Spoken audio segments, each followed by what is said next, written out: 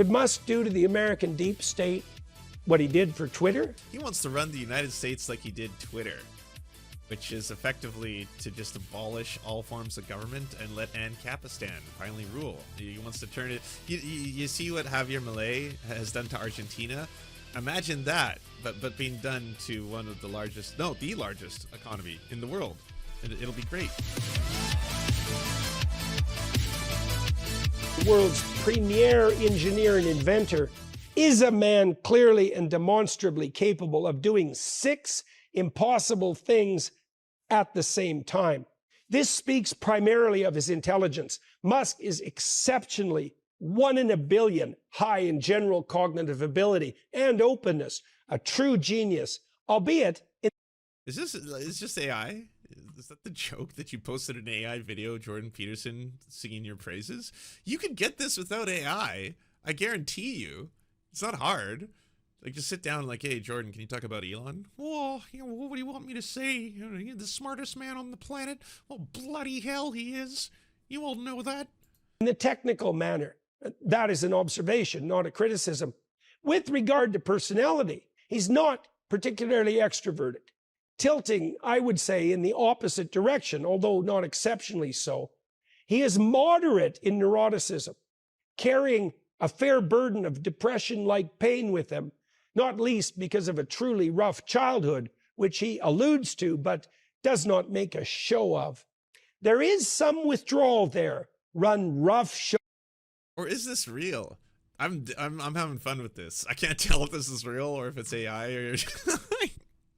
Because it's profoundly sad either way. You know, it's win-win for me. This is AI. It's really sad that Elon went through the trouble to make AI of him being praised by Jordan Peterson in this way.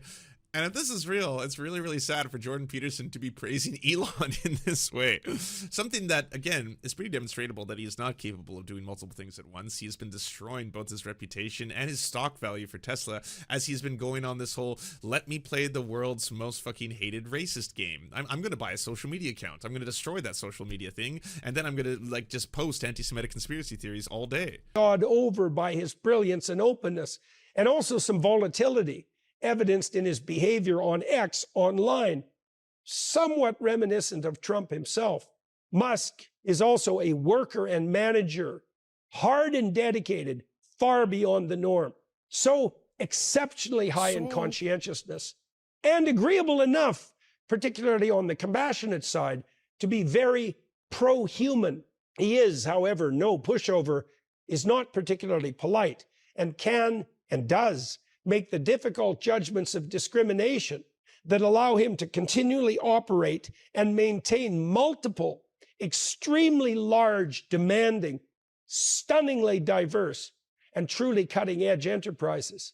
His staggering intelligence and business acumen means that he brings something near miraculous to the Trump X-Men team.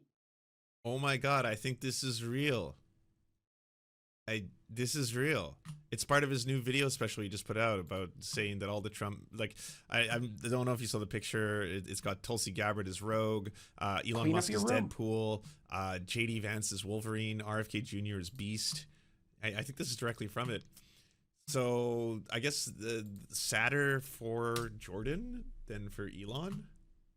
This is what I'm talking about. Look at this shit. And the one that makes the most sense. Oh, sorry. Elon Musk isn't Deadpool. No, he's Iron Man. Ah, okay. Yeah, not famously a member of the X, but it's Marvel. They're in the Marvel universe, so there's that. I don't get why he's Wolverine. JD Vance doesn't strike me as a Wolverine at all, but yeah.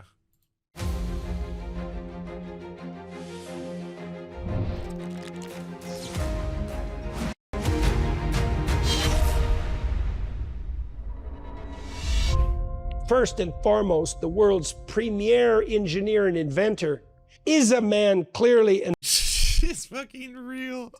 That's so sad. Also, why are you doing this? This just sounds like something where it's like, I assume this was originally going to be on Daily Wire, and then he's going to put it out on other platforms. So this is something where he's trying to reach out to more folk. But like, yeah, on paper, sure. Hey, sir, people love comic book movies. They love comic books. Can you kind of assemble a team, your dream team, if it were? But like, maybe get a couple nerds on the writing staff to help you out with it. Not just simply like, well, Tony Stark is an inventor. Elon Musk is also an inventor. Tony Stark is rich. Elon Musk is also rich. Therefore, you got it right there. Particularly polite, and can and does make the difficult judgments of discrimination that allow him to continually operate and maintain. Are you talking about like how he hates black folk? Elon Musk racism.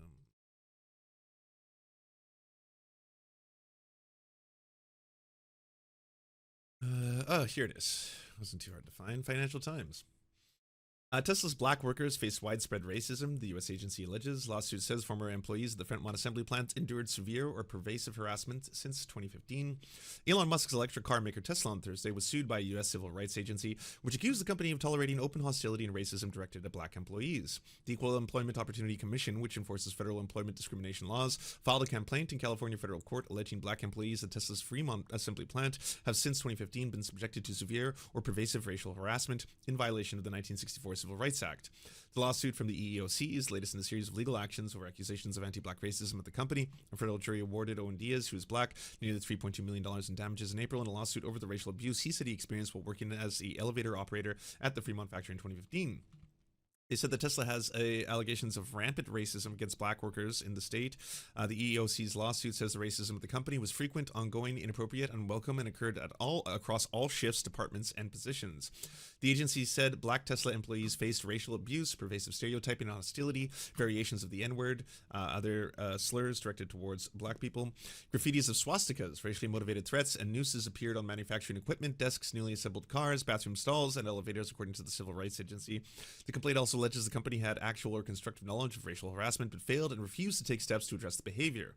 The investigation found black employees who reported the harassment faced retaliation, including being fired or reassigned to other work, the government said. Musk and Tesla did not immediately respond to the request for comment. In response to a separate lawsuit this year, the company said it strongly opposes all forms of discrimination. We're against the racism, you see. In multiple, extremely large, demanding, stunningly diverse, and truly cutting-edge enterprises. His staggering intelligence and business. So, if you don't remember, Twitter was valued at approximately $20 to $22 billion. He overpaid twice the amount. So he paid $44 billion for the Twitter. So he acquired an asset at double paying what its actual value is at, something that's regularly pretty unheard of, especially at that scale. But does it anyway because, again, to him, and I think to people who knew what he was going to do with it, his entire changing the thing into misinformation central when it was primarily one of the biggest social medias, I think maybe the largest social media network that was used by politicians, politics, and news. So yeah, you can directly damage the way people receive and consume information by doing that, and that to him I guess had value of something upwards of like $22 billion. But he also had his own ideas, and his own ideas of course were disastrous and catastrophic. Everything that everyone was telling him, including people who have no idea how any of this really works but can just observe based on reading media, that no, you can't turn it into a Nazi app. You can't like basically bring back every single person whose accounts has ever been taken away, including the most vile anti-Semitic extreme racists on the planet, give them their accounts back, and then hope that, you know, the advertisers are going to stay around. The advertisers, once they realize what is happening, once it becomes very, very bad for their branding to be appearing next to Nazis, spouting Nazi shit, they're all going to leave. And that's what happened. The advertisers all left. He then threatened the advertisers, trying to be like, you know, well, fuck you. You know, I'm going to sue all of you because this is discrimination. You're hindering my freedom of speech by not advertising on my platform, which no one is obliged to do. Welcome to capitalism, baby. But I guess that was like a whole thing. So now it's somewhere around an estimated $6 to $7 billion worth of value. Still, I mean, that is still in free fall, as are the amount of people who use it, as are the amount of accounts, major accounts. You know, it's one of those networks that's primarily generated dominated by what are called super users, which is like a really small percentage of the users. But like, yeah, those people are leaving en masse as well, as are a huge exodus of people after policy after policy after policy has shown directly that he's not going to protect vulnerable minorities. He's going to simply protect white supremacists and racists on the platform.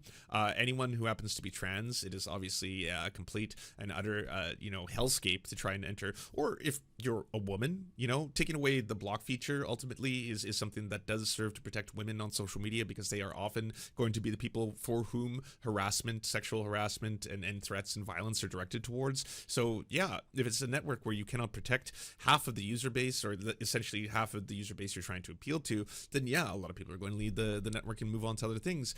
His racism and his promotion of conspiratorial, fucking vile nonsense, that also made a lot of people decide, hey, by the way, I don't want to like invest in Tesla. I don't want to have a Tesla car. I don't want to drive a Tesla car. They're now kind of just directly associated with this Nazi. And so like now, like they all kind of become Nazi mobiles. Acumen means that he brings something near miraculous to the Trump X-Men team. I would vote for Trump as president if I could vote, and I can't because I'm Canadian, and forgive me for that. Just because...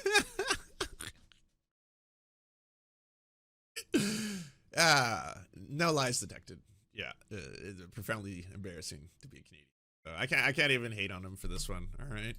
Musk has agreed to play a role in any new administration that Trump might bring about. He has even wittily proposed to head up a new Department of Governmental Efficiency, a phrase whose initials, DOGE, indicate the willingness in an inside joke manner to do only good every day, as well as signifying a bemused but knowing dog whose image has become a widespread meme. By the way, like, this is now what is considered part of the intelligentsia of the right. This is supposed to be profound on some level. Like, yeah, sure. I mean, he's using a template that a lot of people don't take seriously. Comic book heroes and stuff like that. But he's actually adding some gravitas to the Dogecoin meme and Doge and cryptocurrency. And yes, to do only good. That's what all these billionaires and crypto clowns want to do. Only good. They've definitely proven that. You got a lot of case studies at this point to show that the cryptocurrency industry is definitely invested in making the world better. It has been my diligent and hopeful observation. It has to be AI because the suit is normal. It is the most normal. It's ironic, by the way. He's doing the whole like superhero villain style speech delivery, everything cadence. Like that's what this whole thing has a lot of, like, this could be Lex Luthor in his mansion, basically describing that he's like assembling a team, blah, blah, blah, the Legion of Doom. But like he's wearing a normal suit for once. That is odd. That Musk is a good man, or at least a terrible, complicated man, trying very hard to be good, which is all we could truly hope if we were the least bit realistic about human nature and our own prospects. Could Musk do to the American deep state what he did for Twitter? Could he prune and cut so the Republic... America, if he's gonna do that, y'all are like, that's the end. It's a decaying empire. We're seeing the vestiges of the entire collapse. But like, if y'all get Elon Musk into a position of actual authority beyond what he already has, like his security clearances, etc., and then all of a sudden it's like he wants to run the United States like he did Twitter, which is effectively to just abolish all forms of government and let Ancapistan finally rule. He wants to turn it. You see what Javier Milei has done to Argentina? Imagine that, but being done to one of the largest, no, the largest economy in the world. It'll be great. Could revitalize? Stranger things have happened in the course of human history. Javier Milei is trying something. I was saying that as a like joke. Like, realize how bad that could be. He's destroyed Argentina's economy. it's really profoundly sad. It sucks because, yes, once again, you've got an example of endless neoliberal capitalist policies destroying like the livelihood and exacerbating wealth inequality in a country that led to someone like Javier coming to power. Because again, he acted like a Trump-like figure. He was like, hey, by the way, I am an ANCAP. I am, you know, Captain ANCAP. I'm eccentric. I run around with a chainsaw and all this kind of stuff, but I'm going to destroy all of the corruption that is destroying our country. And essentially, like, yeah, I'm sorry, libertarian, hyper-capitalist policies, unless you're an accelerationist. If you're an accelerationist, then boom, that's the next phase. If it's like, if the disasters of neoliberalism aren't bad enough for you, you should see what completely untethered fucking ANCAP policies look like. Look towards Argentina. Look towards what he's done there. Similarly demanding in Argentina. And the US of A has a remarkable capacity to reinvent itself. Someone like Musk playing a key role in the governance of the greatest show on earth is a once-in-a-lifetime opportunity. That's an adventure by anyone's standards. I have met with the next member of this group in question, Mr. Robert F. Kennedy, 5 times, speaking with and listening to him at some length. It's also really, really funny that you made him Beast. I assume you made him Beast just because of the name. Because, you know, this is a guy who is kind of really into just gutting animals and animal carcasses and whale juice and all that weird ass shit. You know, it's like, yeah, if you ever want a woman to like you, just show up at her doorstep with a bag full of dead raccoons and see what she says, like that kind of shit. The story after story, I think that's why. But again, you don't know the comic books. Beast is one of the most intelligent people in the entire X-Men universe. He is so brilliant and wise, and often is a voice that even the other super intelligent individuals like Xavier will bounce ideas upon and try to be like, well, I need to speak to someone who's like at my level. That's Beast, right? And so you got Beast, but RFK Jr., the man's insane. Like, you know, what little brains he has left that he was given by the brain worm that decided to spare him a couple chunks, whatever little pieces are left there, he's using them to just peddle the most batshit ideas and conspiracies. He doesn't think that HIV causes AIDS. He put it in a book. That should be enough to be disqualifying for anybody, right? Like, where it's 2024. You should not have someone who's trying to form public policy measures who doesn't believe that HIV causes AIDS. He's a racist. He's a transphobe. Like, if you're like, what is he said that's racist? Oh, I don't know. What about spreading the conspiracy theory that COVID was bioengineered in a lab to spare Ashkenazi Jews? Like, that's the thing that he said out loud and he believes, and no one really calls him on his shit on the right. They just sit there and it's like, so what do you think about microplastics? Oh, well, I believe microplastics are why we have trans people.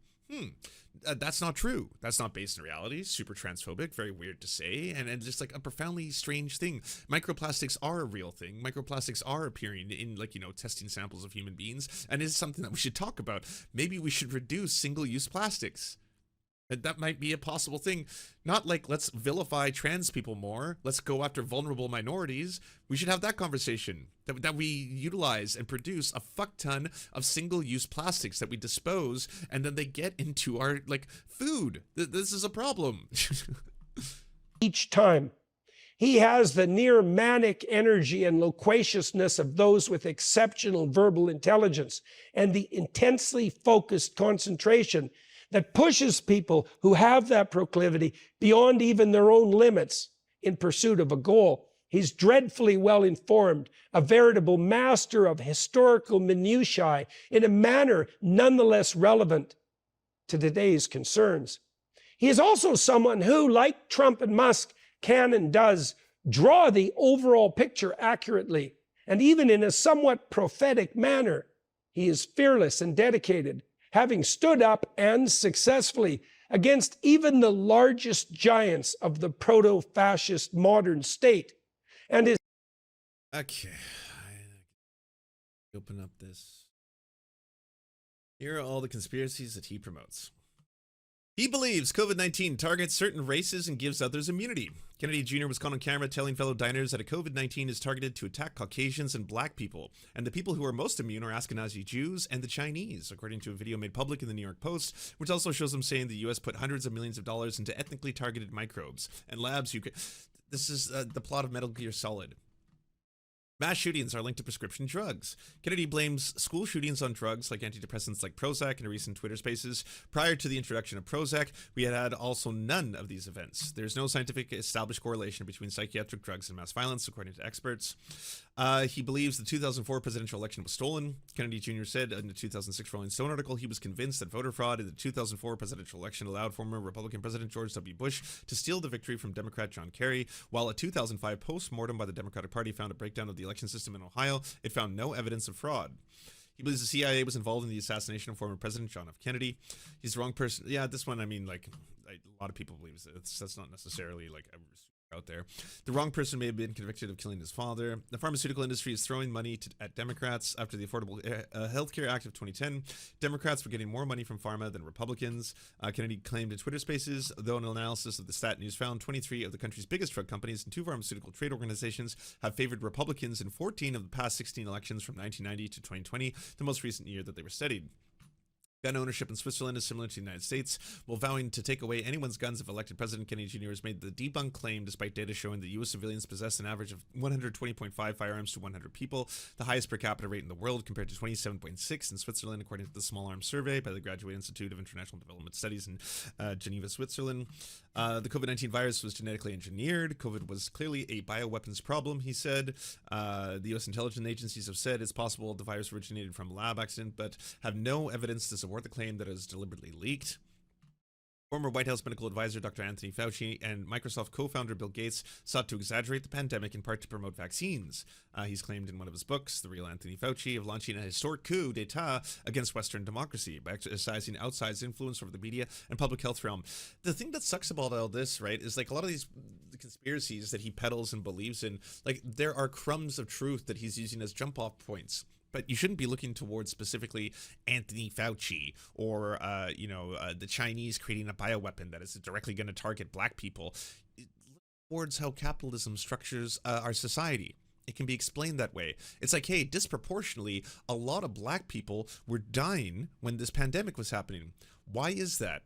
Well, the explanation has to be that this was bioengineered to directly target black people, but at the same time spare Ashkenazi Jews. Like, what the fuck are you saying out loud right now? Disproportionately, there's a lot of black people who were working in jobs where they may have direct contact with people. They may not have a lot of jobs where, or the same proportion of jobs where they were allowed to work from home, or they were allowed to work from a desk, or they were allowed to have those kind of benefits that may disproportionately have benefited white folk who did have a lot of those positions, who had jobs that they could go and then work from a desk or not have to go into an office. If you were working as anything related to, hey, do you work in, public health care? Do you work in, jobs where you're going to have interactions with people consistently, one-to-one, stuff like that? Like, it's because black people had to work. Yeah, like Wilco 93 is saying, it's because they had to work because they have been historically disenfranchised through racist policies in the United States, racist ass history.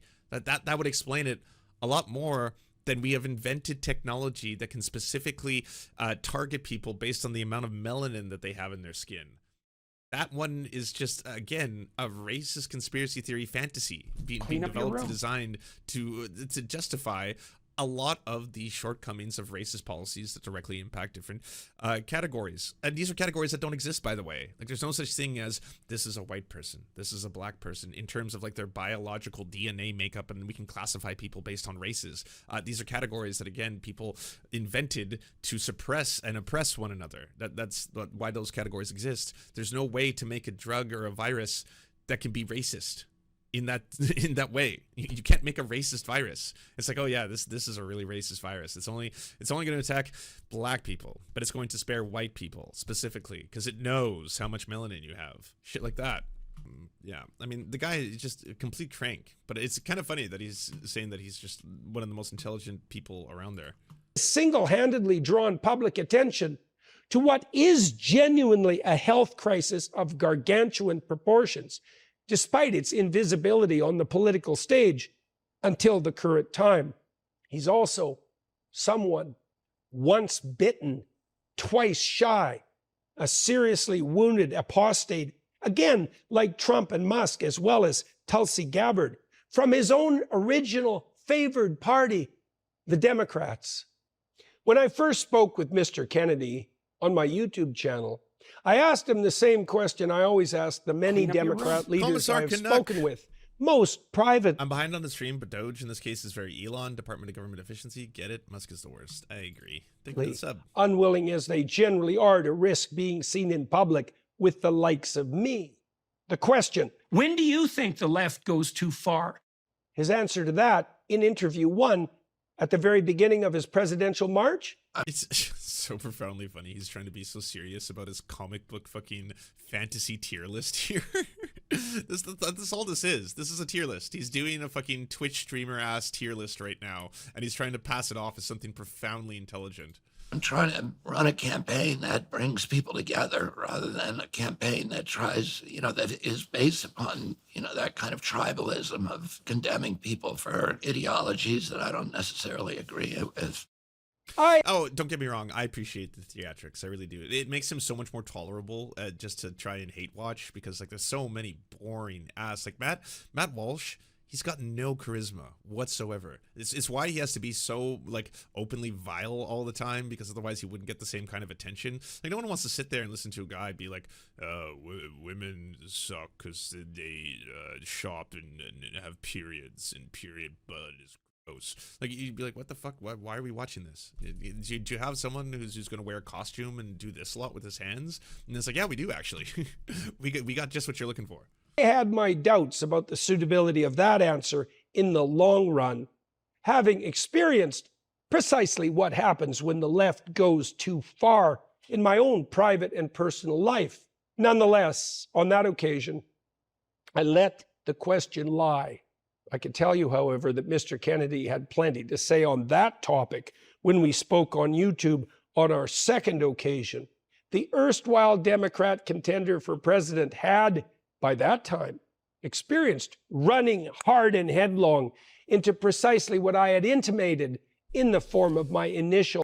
Diseases can affect particularly ethnic groups more than others. Yeah, but so when it comes to, say, sickle cell anemia, the reason why a lot of, especially white supremacists, usually try and use that as a, oh, well, there is such a thing as race. Why is it that black people are more susceptible to this specific thing? It would be people whose descendants come from certain regions in Africa versus others, right? Like you would have to look into what region of Africa were your ancestors from, more so than these artificial categories we've invented, such as white person, black person. At what point is one person considered white or one considered black? I mean, that's something that, again, this entire structure has been trying to do forever. That's what the one drop rule, the very idea of like, what is whiteness?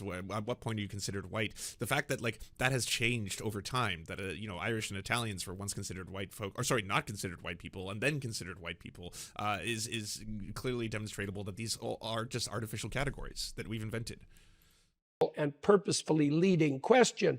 In consequence, Robert F. detailed for at least an hour his utter dismay with the power-mad, corrupt. Yes, regional genetics absolutely are, the real. Yes, make no mistake. But that's why, like, one of the best, I think, discoveries from, cataloging the entire human genome was that they were capable of, with complete certainty, saying that there's no biological determinant to demonstrate what we as human beings tell each other is races, is different categories based on, this kind of like, again, aesthetics. It's aesthetics. It's like, hey, how much melanin do you have? A lot of that is going to be based on most likely how close a lot of your ancestors were to the equator and how much sunlight they were receiving. That's what is going to explain that, not these artificial categories that we invented. Ideologically possessed shenanigans of the progressive left, the very force that could continue its current domination of the public discourse and scene if Ms. Kamala Harris and the shadowy and unknown forces behind her ascent to power manage to maintain their positions come November. What is Kennedy like as a personality? Extroverted, like Trump, although perhaps not as much so. Trump is hard to equal, let alone top, in that regard. Not without his pain and negative emotion, like Musk. Not too agreeable, although not at all. Have you forgot that you're doing the X-Men? You're trying to relate this to Beast, and you did Beast so dirty here. All narcissistic. Despite his markedly forceful assertiveness in opinion and as a speaker, this was evidenced, not least by my comparative silence, particularly during our second YouTube discussion. I'm a very talkative, verbally assertive person, for better or worse. Worse. But Mr. Kennedy had the stage for the vast majority of our time together. That was as it should be, in my opinion, given the circumstances, but it is still something that does not happen to me very often, even when I intend it to. Does this mean that RFK is inappropriately forward, self-aggrandizing, self-centered? Yes. Not in my experience. One anecdote quite tellingly reveals why. RFK Jr. and I encountered one another one evening in a restaurant I happened to be dining in during my last tour. I was there with Dr. Phil in a private room in the back of the building. Mr. Kennedy happened into Goddamn, 3 clowns walk into a bar. The establishment, was informed that we were also there, and sent someone forward to ask if he could come and say hello.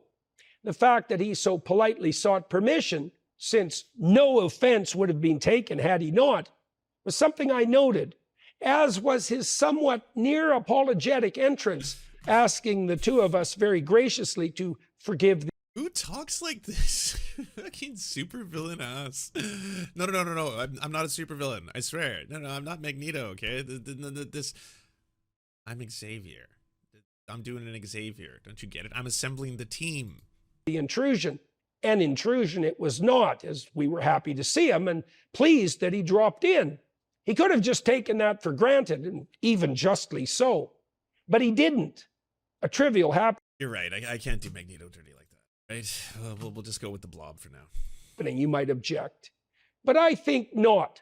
Instead of presuming, he displayed all the social niceties that might be hoped for, and more. I saw evidence of the same proclivity every time I met him. It's not all about RFK Jr. Well, I know, but the reality is he's not really a Marvel villain. He's Batman villains. Clearly. It's why Taylor keeps dressing him up like Batman villains, right? Like, he speaks like the Riddler. He's got the patience of the Joker. And more often than not, he thinks he's as strong as Bane, but he's basically Bane before the Venom gets into him. That's essentially what he is. He's an amalgamation of them. And that is a good thing to see, given the fame and family reputation that has been part and parcel of his life ever since day one. This is not to say that Kennedy, like Trump and Musk, is without his eccentricities. But as the German philosopher Friedrich Nietzsche once so perspicaciously noted, great men are seldom credited with their stupidities. RFK Jr. is a singular person, with everything that entails on the positive and... Oh, now people are mad that I'm doing the Riddler dirty. You gotta give credit to the storytellers behind comic books who have made people, in one way or another, like, love the villains as well. You know, like, we love the Joker. And he's really evil. I mean, it doesn't matter which canon you want to take and, like, say, like, oh, okay, well, he's not always bad. It's like, he's done so many fucked up things. You know, he shot Barbara Gordon, permanently put her into a wheelchair. He has murdered countless amounts of people. In some timelines, he's slaughtered like thousands of Gotham citizens. It's one of those things where it's like, yeah, but he's fun too. Kind of identify him. You know, it's something about that. Negative side.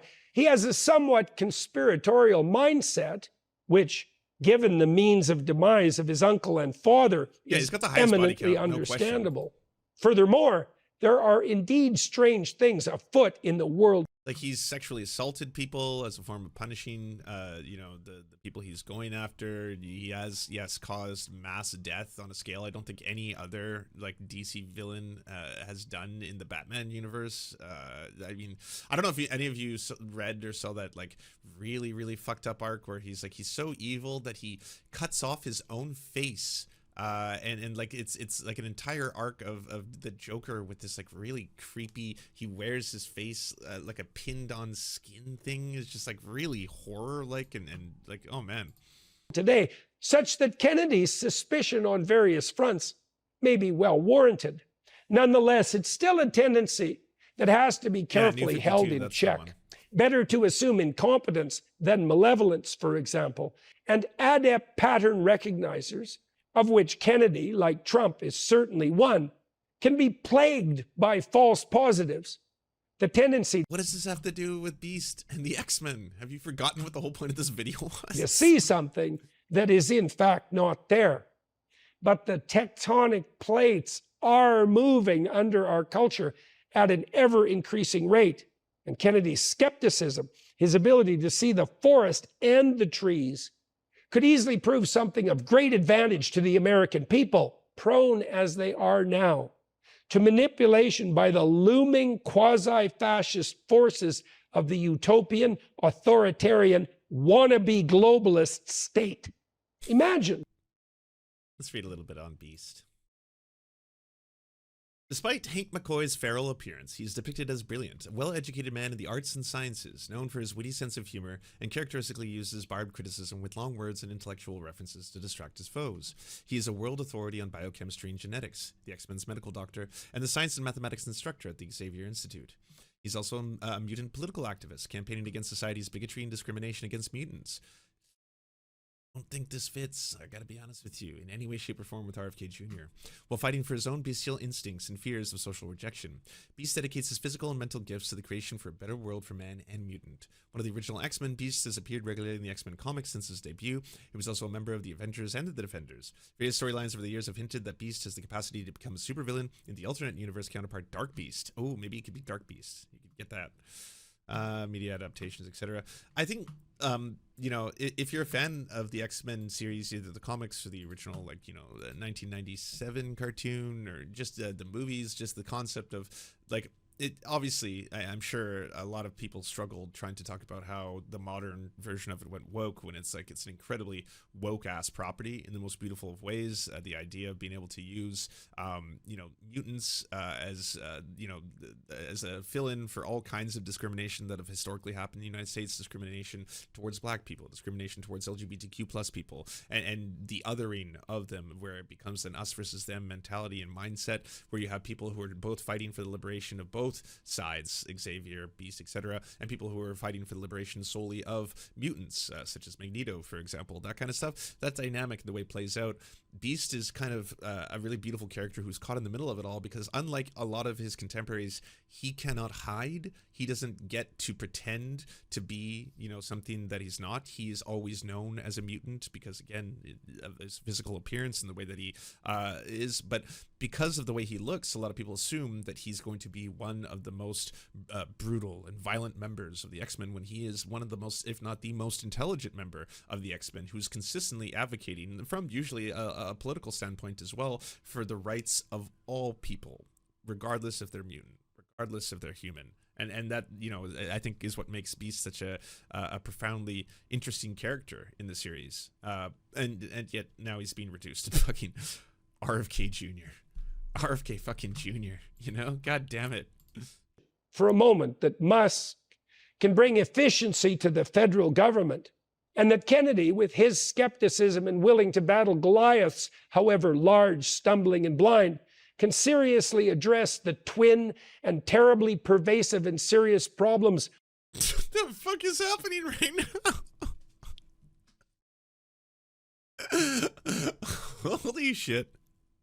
By the way, he's supposed to be the hero of the story.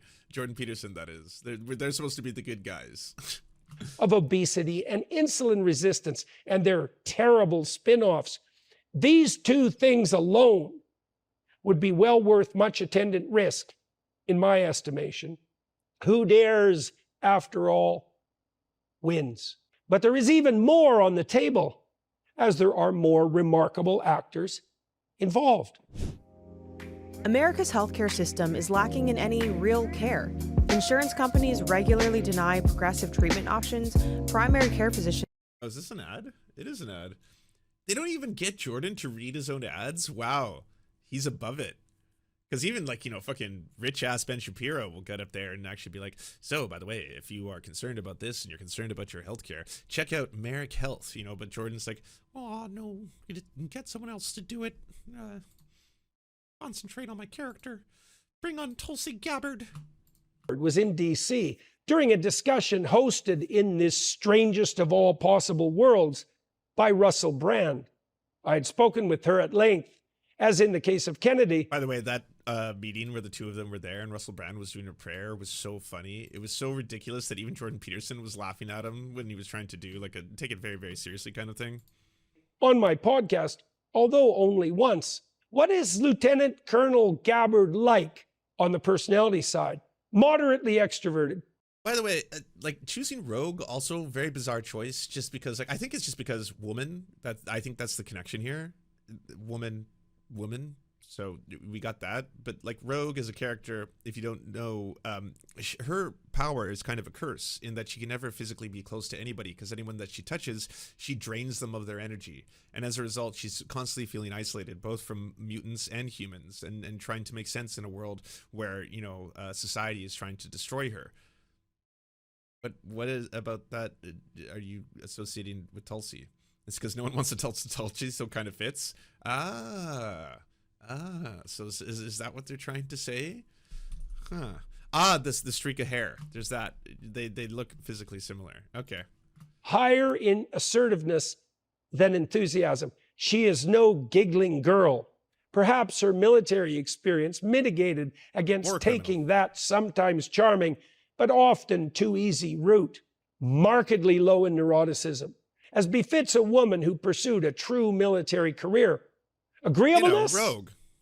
Ms. Gabbard cares genuinely about those she served and continues to serve, although I would say she does so in the temperamentally conservative manner that is part patriotism and part respect for the intrinsic dignity and worth of every person, rather than in the oft cloying, false, and morally self-righteous manner that so often characterizes the so-called allies of the oppressed. Oh yeah, I assume he's positioning himself as savior here. On the side of the progressive left, she's also very smart, without the more showy brilliance of Ramaswamy, who we still have to discuss. Down to earth in that. Kind of weird that you would compare, I guess, the only two non-white people in this list to each other. Seems like an odd choice. A choice nonetheless, though.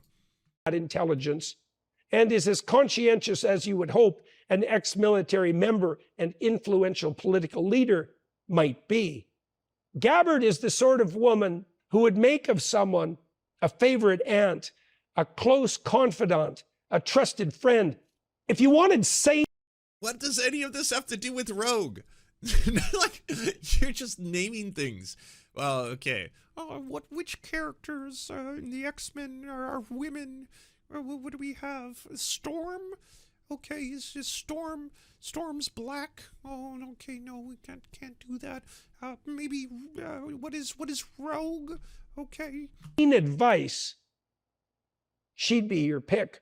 She doesn't have the stunning entrepreneurial flair of Musk, Kennedy, or Ramaswamy. It's woman, and but has her a white presence streak in her on hair, the X-Men team would add to that excess of plasticity some true stability, the other personality meta trait. This is particularly important when the team in question will be tasked with so much administrative and managerial responsibility. It is great to have someone around like Vivek, for example, who spins off... Are none of you going to learn how to pronounce his name correctly? Like, Vivek goes out of the, like, through the trouble of doing that consistently to his own audience, by the way. He's constantly like, Vivek, it rhymes with cake. Vivek, it rhymes with cake. Okay, well, you know, we're talking about Tulsi, but we have the other one. Yeah, we got Vivek over here, who's also acceptable in terms of having around us. New ideas at a constant rate. But I'd bet on Gabbard to implement effectively and to pay attention to all the details, although Musk also excels at that, to walk the walk as well as talk the talk. She's a very difficult person not to admire, not to feel lesser than in her presence. She's solid, competent, straightforward, admirable, brave, patriotic, and tough. You know, she'd Rogue. be a truly thoughtful presence in the Trump X-Men team, which might otherwise tilt too hard toward the entrepreneurial and revolutionary. Slow down, gentlemen. Take some time and think. She has as well the emotional resilience not to panic, even under pressure, not to claim that the sky is falling and rush around madly and counterproductively merely for the show of work. It doesn't hurt as well that she is the epitome of feminine grace and attractiveness. Wonder Woman indeed. Did you forget what you're doing? Oh, right. Sorry, I mean rogue. Borrowing, if we can, from the DC world, the comic books, and not the city.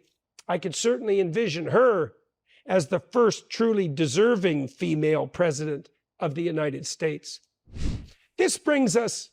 Whew. Well, I mean, yeah, I guess it's inevitable. We're only a matter of time away from Tulsi, President Tulsi. Giddy up.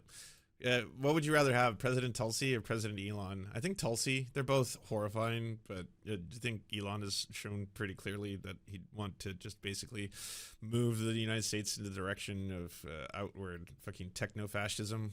But, yeah. All right, bring on Vivek. To one Vivek Ramaswamy. He and I recorded a number of podcasts, which I greatly enjoyed.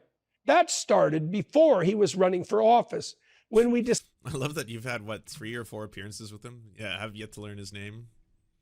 Discussed another notable accomplishment, the establishment of his Strive Asset Management Fund, designed to give investors an alternative to the mongers of ESG stakeholder capitalism. Yes, again, pure Cyclops, definitely. But like, wasn't that one of those things where he was actually revealed to have not been nearly as effective as he was supposed to be? Like he did a couple of really bad moves. I'd have to look back into this. I forgot the days where we were like, you know, deep diving into Vivek's history. Who are doing everything they can to sneak a particularly pernicious form of top-down, centrally planned socialism into the free market system, so they can pretend to be virtuous in a manner, right? Yeah, hypothetically unlike their greedy by implication peers. Not long after embarking on his daring campaign for president, Vivek began a habit of approximately quarterly appearances on my YouTube channel.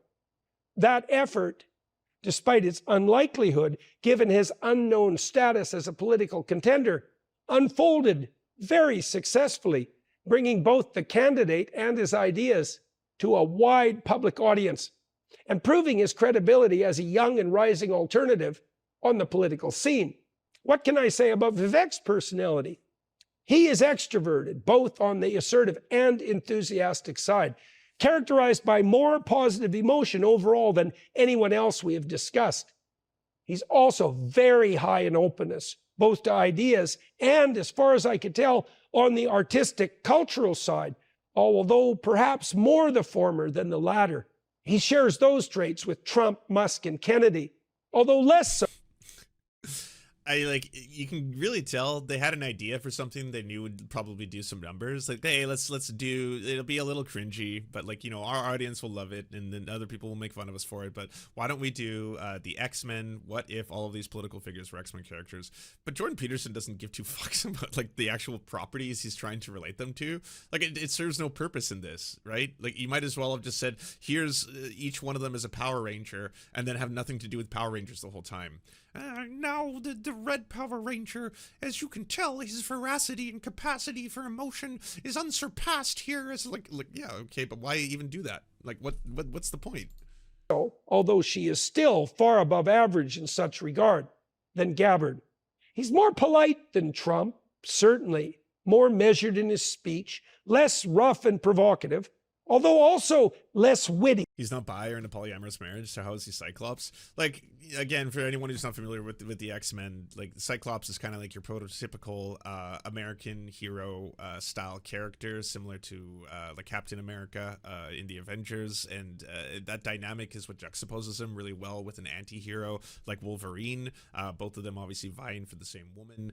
They have the same you know, romantic interest, and Cyclops obviously is the one who ends up winning her heart over Wolverine. But both of them having completely different radical ideas on usually how to accomplish any given mission or assignment. And then in the cartoon, in the comic books, he kind of starts off as insufferable and just like he especially anyone who loves Wolverine like I did, right? Obviously, you know, I was a big Wolverine, was like my #1 guy.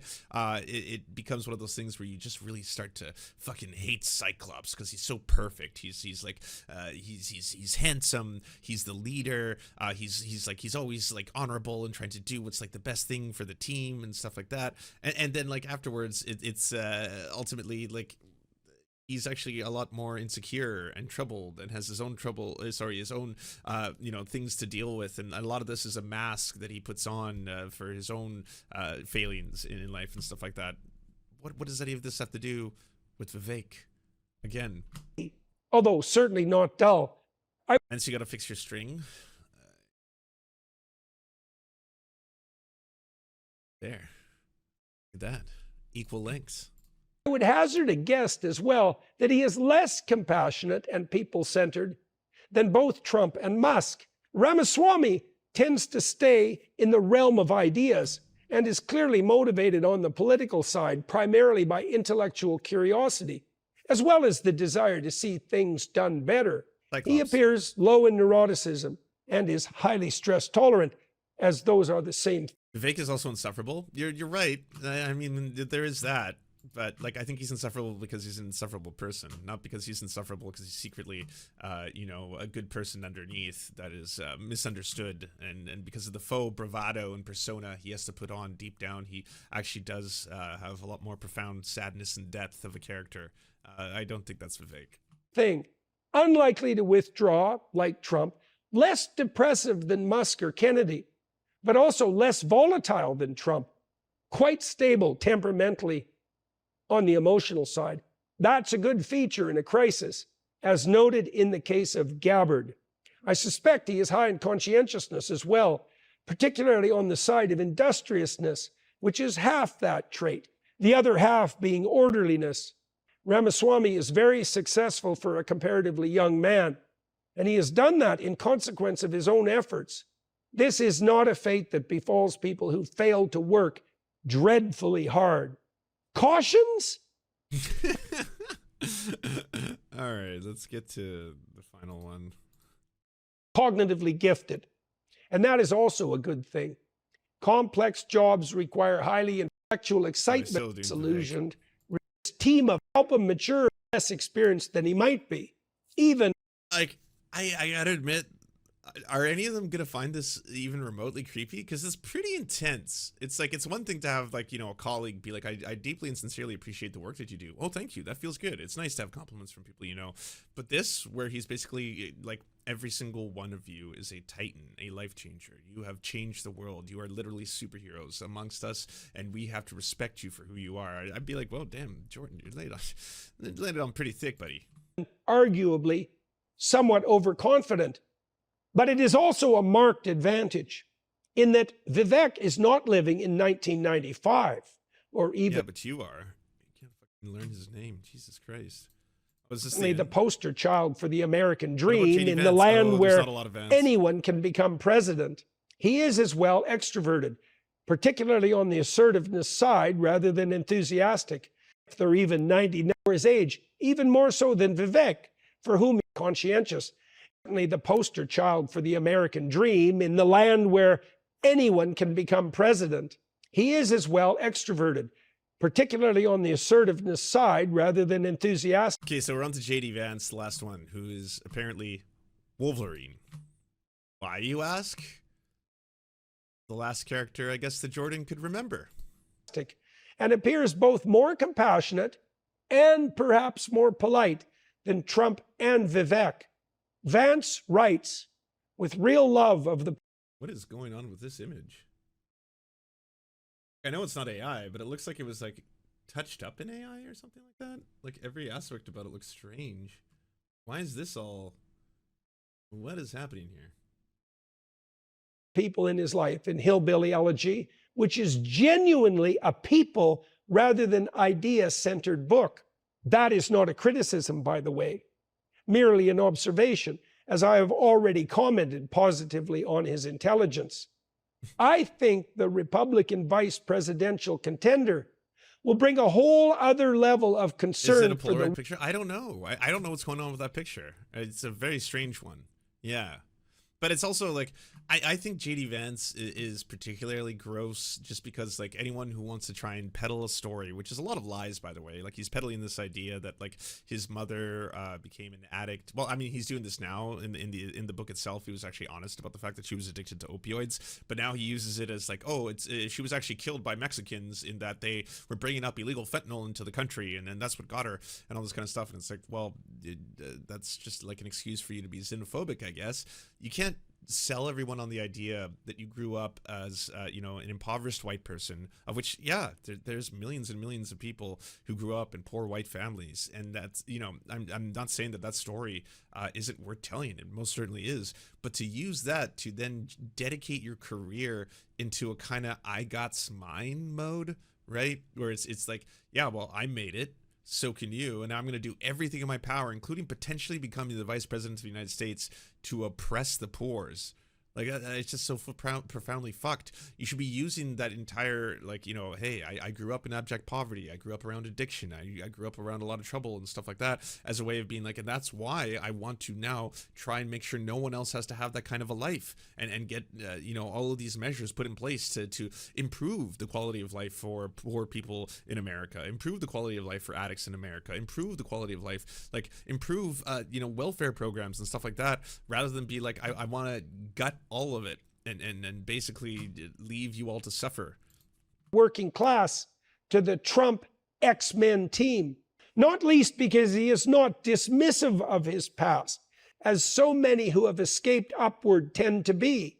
Joining the elites in their contempt for the workers and the inhabitants of the lower rungs of the economic ladder, I detected a profound absence of such dismissive sentiment in Hillbilly Elegy, a work that was instead characterized by the substantive gratitude of the well-integrated personality. Vance is also a very good speaker. That's the extroversion, as well as raw cognitive power. Fast on his feet, and also no pushover, despite his people-centered outlook. He holds his temper very well. So he appears low in the neuroticism aspect of volatility, more stable in that regard. Definitely a trait that Wolverine is well known for. Controlling his emotions and temper. Not as if it's just like such a notable character trait of his that he has actual, like, you know, methods of fighting where people want him to go into a blind rage. Than the Donald, whom he defended in his barrage. debate better than the former president managed for himself, and has also overcome many serious obstacles in his uphill climb. Thus, he appears low as well in withdrawal. Vance is another person who, like Tulsi Gabbard, is unlikely to panic under difficult conditions. This is a very positive attribute in a leader. He is another person likely to be a steadying managerial hand, balancing the dangerous brilliance of some of the other members of the Trump code. Hey, Raiders, welcome in. Hey, everybody. Can you please go to twitch.tv/KFLogan1875? I'm actually just ending my show as well, so I can send all of you to another place. We were just watching the horrifying Jordan Peterson Trump X-Men team. But yeah, that's the end of me. That sapped what little powers I had left. If you haven't seen it, by the way, please go subscribe to Kevin Logan. He's awesome. He does great work. This whole thing is him comparing every one of the fucking, I don't know, Trump sycophants to X-Men characters while knowing nothing about X-Men. There's like barely any ties with any of them, you know, like I guess maybe, yeah, you get Doctor Strange because the name fits. That's it. Holy shit. Yeah. We saw this on Rhizomes. We looped the intro a couple times. It's just ridiculous. It's just so much fucking glazing of all these people. Trump is a brilliant mastermind. He has unfathomable abilities and gifts that no other human could ever have. Yeah, garbage. Anyways, everybody. Yeah, I know. And Doctor Strange isn't in the X-Men. Yeah, I know. Well, neither is Iron Man. Iron Man is fucking what Elon Musk is. I thought he was Deadpool, which I think in like one of the alternate X-Men team-ups he's been. So I was like, okay, loose, but still, I'll grant that one to you. But yeah, two characters that are not X-Men. But yeah, Marvel. They're Marvel. You got that. So yeah. Hey, if you'd like to unlock secret bonus episodes as well as uncensored content, go to patreon.com/the Serfs. This show is produced by Anna Loves Riley. Arian McCarthy, Cheryl Alvarez, Comrade Junkie, Doug Caddy, Everything Important, Hagbard Celine, Jimmy Sombrero, Multimondi, Omni, Political Puppy, Preston Kroll, Quiet 185, Riley and Anna, Roller Dragon, Cernicus, Stellar Gwyn, Sebastian Demel, Travis McClinton, Trincell, Words Greenwood, with additional support coming from all of these amazing human beings right here.